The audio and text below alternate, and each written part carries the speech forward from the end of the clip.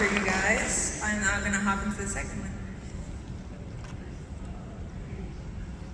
I'm just a man whose father didn't know how to raise a son, so he raised a gun in a child's place.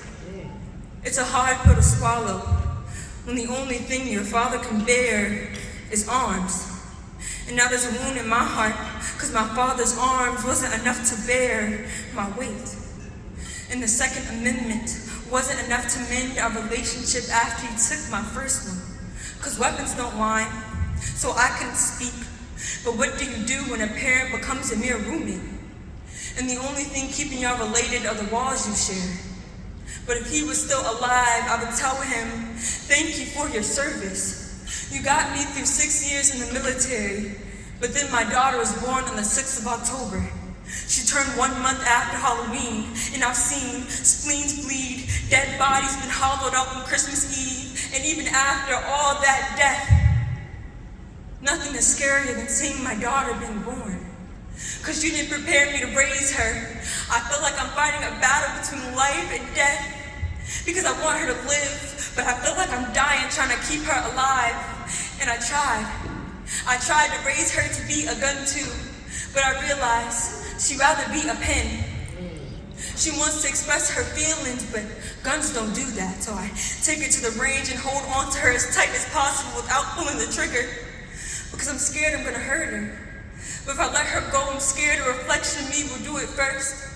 Because men tell their sons to be guns, but don't tell them that if they have a daughter, she will be target practice. And I'm a gun that could go off at any point. But when you were here, I knew I would never make the wrong shot. You always told me when to stay in the child's place. But now that you're gone, how do I know if I'm keeping my child safe? I don't want my daughter to be caught in the fire, so I keep on my safety. But that's one thing about guns you never taught me. And I tried to unload the clip of generational trauma, but I realized that these customs are as old as your revolver. When my daughter was 6, I found out that every time I tried to take out the 6th bullet, the trauma just spins back around. This is everything my father wished he could say to his gun owner. I mean, his father. And now I know why he is the way he is, because my father thought he'd birth a bullet. But that train left the station when he had to raise a daughter, and he's only ever been taught to raise clips.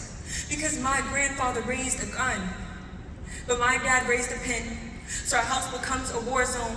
One of us bleeds ink and the other one can draw blood, so no one leaves unharmed. He leaves too much unsaid, and I leave too much undone. And although we both have our walls up, our shared trauma keeps us related. So for as long as I can, I will speak for both of us. Because yeah, my grandfather raised a soldier, but my dad, he raised a poet. And one day, he'll thank me for my service. Thank you.